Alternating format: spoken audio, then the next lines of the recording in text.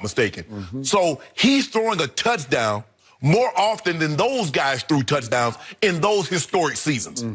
That's what he's doing. Then you combine that with his legs. Skip, we've never seen anything like this. We've never seen a guy, he'd lead the league in touchdown passes. Skip, he's 5th in the NFL in rushing. He's the quarterback. We've never seen anything like this. We've never seen a guy that can run like this. Like I said, Michael Vick can run like this. Okay, let's just say for the sake of argument right now, they're equal. Skip, Michael Vick finished that season when he rushed for over 1,000 yards and broke the record. He threw 20 touchdowns. Lamar Jackson has 33 with 2 games to go. He's on pace to go over 1,200 rush yards, which is absurd. He's going to finish somewhere between probably, I'd say, 35, 38 touchdowns. With that body of work, he's #1 in QBR. Skip, he and Tom Brady are the only guys to throw 5 touchdowns 3 times with 0 interceptions in a season. He did that. He did that. I've never seen, and we were talking about it, I've never seen anything like this. A guy that in 7 starts last year throws 6 touchdowns. And you remember how it was against the Chargers. They were booing him. We want Flacco. He's gone from that to this. Incredible. I've never seen anything like this. He's been unbelievable. Increased his completion percentage by 8 points. Skip, he's making throws. That throw to Hollywood Brown on the move up in the pocket wasn't easy. The one to Seth Roberts wasn't easy. He's making it look easy. And I told Greg Williams, I said, if you blitz this kid and those guys run past him, he's going to jump out the window and he's going to be, and that's what they did. They went past him. He jumps out the window, Skip, and next thing you know, he's at the 6-yard line. That's what he can do. And what is, Skip, you have to spread the field because you don't want him to get on the edge. You see the first time he got the ball last night, they ran a design run. He got the edge and he picks up, 18 yards. The field is spread because you want to keep him kind of condensed in the pocket. But when you do that, you open up bigger throwing lanes. And you see he's hitting Andrews, he's hitting these tight ends. Skip, he's been unbelievable. That was a great performance last night. I'm glad people are getting an opportunity to see what this young man is doing. I can honestly say, having played this game and watched this game, nobody, and Cam had an unbelievable season when he won the MVP, but not this. Not this, Skip. Nobody. I mean, the guy's going to finish. He's going to be top 5 in rushing, going to lead the NFL in passing touchdowns, Skip. Who'd ever saw that coming? And to that point, every once in a while, something happens in sports, which is why we love sports so much. It is. Fair. That nobody sees coming. Nobody saw this coming. No. Even the great Ozzie Newsome, a man you know very well. I know him. And this was his last hurrah, was to trade up to the last pick in the first round, number 32, to take this young man.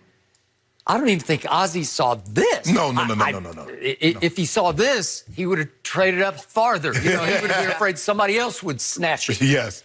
And we got to hear the great Joe Buck last night on the call, and I thought of his father, Jack Buck, and I don't know if you remember Jack. I do. Legendary play-by-play announcer. Oh, yeah. 1988 World Series, Game 1, out here in L.A. I was covering the game, and Kirk Gibson came off the bench with a pulled hamstring and hit a legendary game-winning home run off the great Dennis Eckersley. And the line was from Jack Buck, "I don't believe what I just saw." And that was ringing in my ears last night.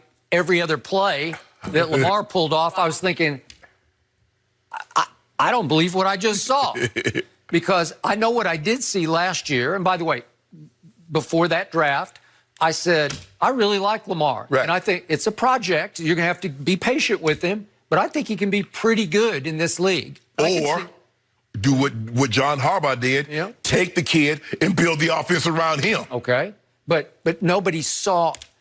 Okay, so we saw him try to do that last year because, you know, Lamar he started 7 games last year. He played in all 16. So he got his feet wet. He got, if you mix metaphors, he got thrown into the fire. Correct. And we saw some glimpses of brilliance. Yes. At Kansas City, he hung right in there. It took 2 fourths down for the Chiefs to beat him. It did. And he was pretty good, and that was probably his best game of the year.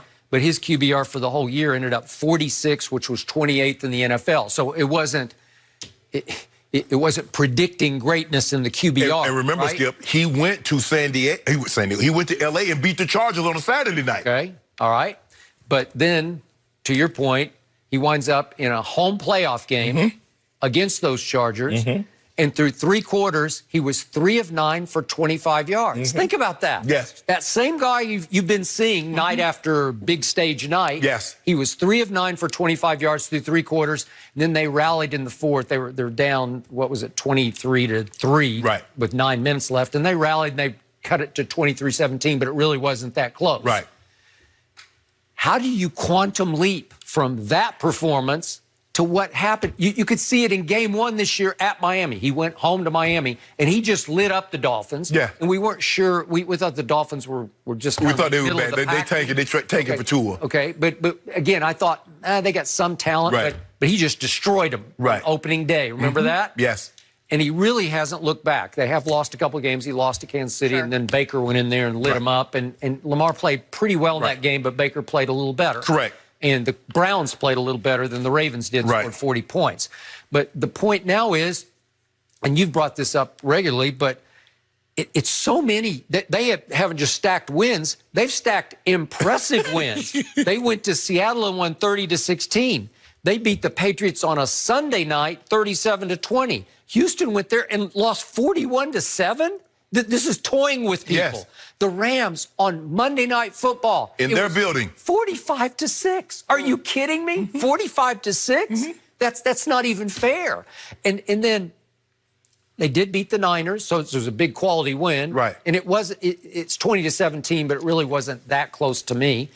And they went to Buffalo, and that was a key significant win, 24-17. And then last night, I thought maybe the Jets could hang in and just had a couple of early chances, but it was 42-21. Right.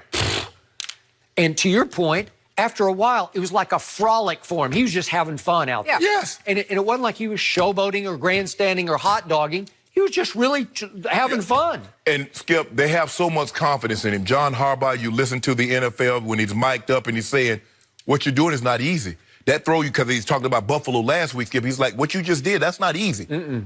And I thought they were going to go for it early on 4th down. But the second 4th down, Lamar's like, no, I got it. I got this. Skip, when you think about a team that can run the ball for it's 4th and 1, 4th and 1.5. And you think about a team that's running the football for over 200 yards a game, you think they're going to run the ball.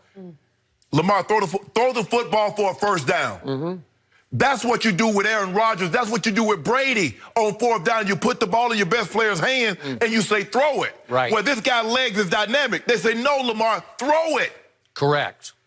So I repeat, the reason this is so revolutionary to my eyes is because to my eye test, he is now easily the best running back in football. He's better than Chubb. He's better than Zeke. He's better than Dalvin. Right. He's better than Lil McCaffrey. He's better than any of them with the football tucked under his arm. Right. He has also become as deadly a thrower of the football as we see in this whole league. Right. You can have Drew Brees, you can have Tom Brady, whoever, you throw them all in there. This kid is deadly accurate. He just flicks missiles. And just when you think it's safe to say, oh, he just dinks and dunks for the most part, he will launch a missile from 60 yards. And the one I thought his best throw of the night was the pass interference in the end zone on Hollywood Brown. Do we have that play? There's another one that we're seeing all of his touchdowns here. Yeah, here's the missile to Hollywood that was a... Look at this, he's throwing off one leg. On the move. Yeah, that was his throw of the night because that was going to be a touchdown. That was going to be a tub, yeah, absolutely. And that ball travels a real easy 60 yards in the air. So don't tell me he doesn't have a big arm. In the first, in the touchdown, I think it's the boy can skip. You see him slide up in the pocket and then flip it, change his arm angles and get the ball like it's nothing. Yes, sidearm. Skip, I think last year why he struggled so much. This wasn't Greg Roman's offense. This was Marty Morningwig's offense that was put in to accommodate Joe Flacco. That's true. So they're trying to put things together on the fly. Now we get an entire offseason to come up with a scheme. Greg Roman knows the scheme. He put the scheme in that helped Colin Kaepernick and the 49ers get to the Super Bowl against this very Ravens team. So we have an entire offense to work on a scheme for this.